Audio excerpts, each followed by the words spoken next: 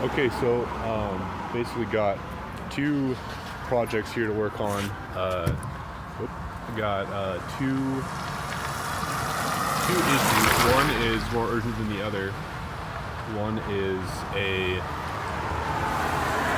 tenant whose water heater supposedly stopped working. I haven't looked at it yet, but I need to go look at that. And then a property right next to it, their light switches, two of their light switches stopped working. Both of these are pretty old properties, so they're both kind of new to me, so I'm kind of curious to see how this looks. But I'll show you kind of how I have things set up here just a sec. Alright, well, we're obviously by a kind of busy road here, but one thing I do is I have these crates. Some are better than others, but crates with different like focuses of stuff that I need. If it seems to be an electric issue, I'll get the electric box. And this is kind of just my everything box, where I've got my bits, you know, WD-40, duct tape, of course, a light, just some things that I just kind of take with me no matter what are in that box.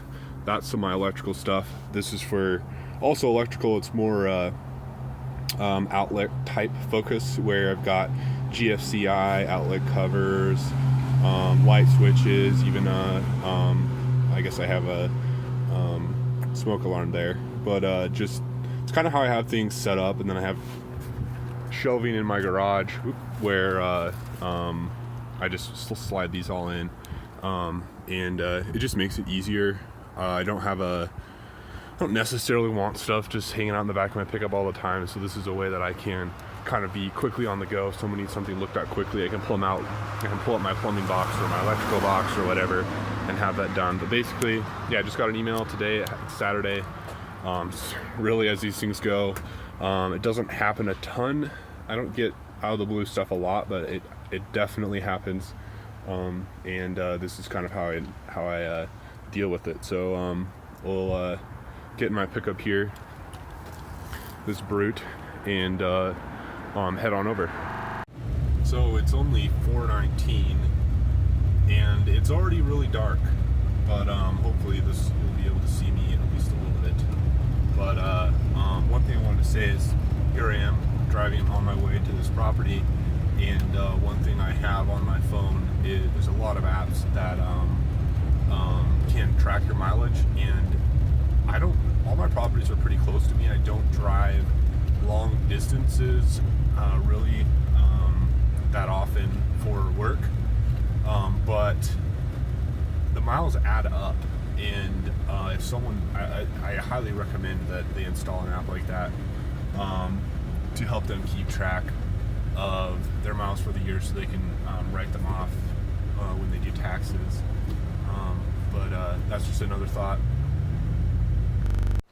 Alright, so behind me here is a blue house and a red house.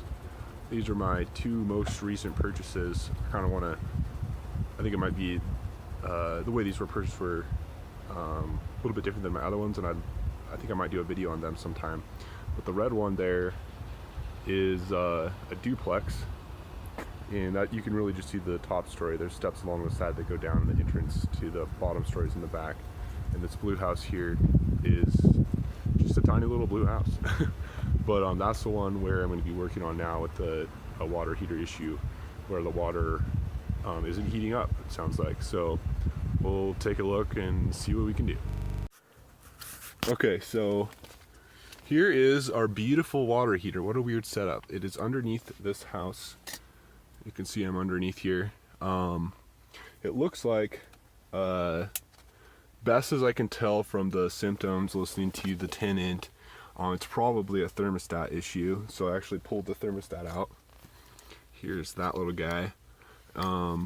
They're usually not too expensive to replace. Of course, before I pulled this out, or maybe not of course, but I took a picture just so I knew where the wires went and everything, so I can hopefully put the new one back in and be very confident that it is done the way that I took this one out. But it's a little guy. It's only that big, and here is the element. The tenant's been here longer than I have owned the place, and he said that that element was replaced not too long ago, and we're going to test the continuity on that here shortly as well, just to try to verify if there's some significant issue with that, but just to be safe. But I'm thinking right now it's most likely the thermostat. But yeah, the fun joys of landlording. But yeah, here we go. We'll see what happens. So it looks like I'm going to replace the thermostat and the element, because the element itself does not appear to conduct electricity, and the thermostats are so inexpensive that this one was about 16 bucks that I'm just gonna, while I'm in there, I'm just gonna replace it. One thing to pay attention is the number of poles you have.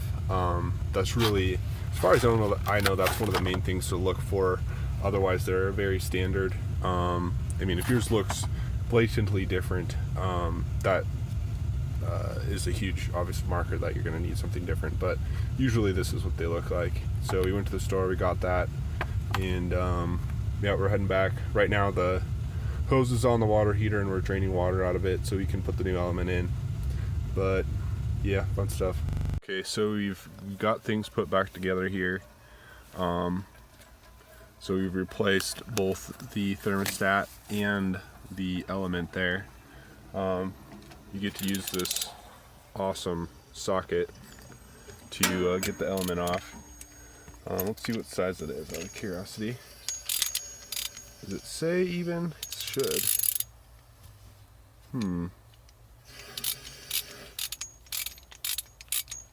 Not sure what size it is, but it's a huge socket for that. But basically this thing just disconnects here.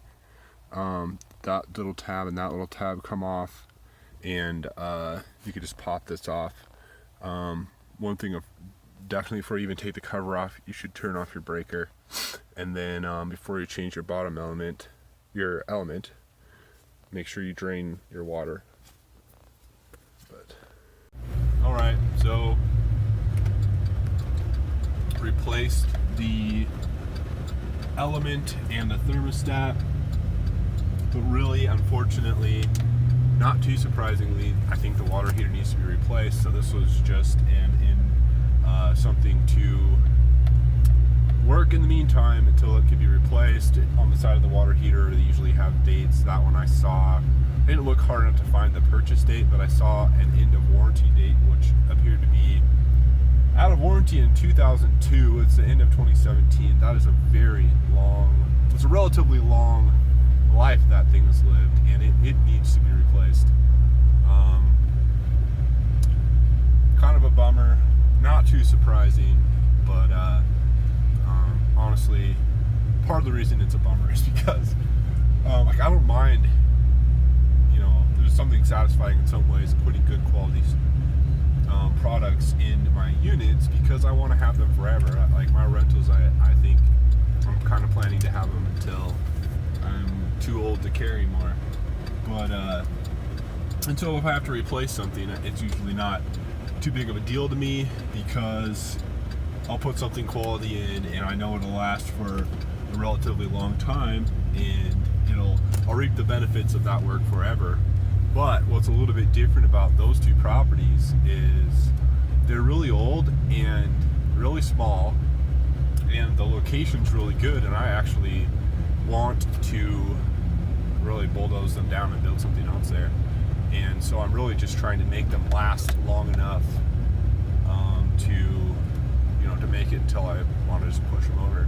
And it's hard to really spend money on something like that, where you're just going to take it out in a little bit of time. So that's okay though, that's the way things go.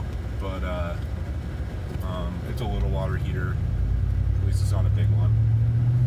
Shouldn't be extremely expensive or hard as those things go. But yeah, I gotta show you the element that I took out of there. It was horrid, and according to the tenant, which I think he is correct, I think he knows what he's talking about, said it was replaced 2 years ago. For an element that's 2 years old, this element looks horrid. But anyway, so yeah, this is a little bit of more of a vlog, I guess, just trying to show what it looks like for me going on my so fun excursions as issues come up with properties. Altogether, I have 7 separate properties and about 40 tenants. I have about 30 tenants. There's 2 houses, which make it 9 total houses, 9 total properties, which makes it 40 tenants. Because those 2 other houses are kind of a part manager, but yeah, rentals are often considered passive, and as things go, it is far from a 40-hour-a-week job. The majority of the year, I do end up strategizing, and definitely there's parts of the year where I will work a lot more than 40 hours trying to get projects done as cheaply as I can, doing them myself, painting the inside or something in between tenants in a unit, or I'll do some feature or something that I think was going to try to help add more value to the property. But it is something to realize that there's unknowns as far as it is. As much as you try to be preventative in your take advantage of things and plan ahead as much as you can, there's always going to be stuff that comes up, and you just have to be ready for that. For me, it's worth it. Definitely worth it, really. And it's always a pain, and it's sort of like in the moment you hate it, but it's not that bad.